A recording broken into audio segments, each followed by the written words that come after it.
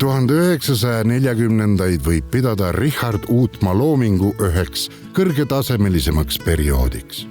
Kunstnik tegeleb sel ajal erinevate looduse seisundite lõuendile saamisega. Käib otsimas hommiku, päeva, õhtu ja öövalgust. Teosel Metsaveerul on Uutmaad huvitanud madalale, peagi horisondi piirile laskuva päikesevalguse tabamine. See on maailm, mida eri valgustes vaadates saame täiesti erineva tulemuse. Päike kas paistab soojalt või kaob pildilt üldse, kord särades, kord vaikselt hämardudes. Uutmaa on saavutanud taolise optilise efekti läbi iseenda varjulisse kohta paigutamise.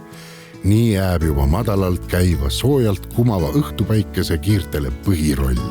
Ta laseb loodusel end üllatada ja juhtida.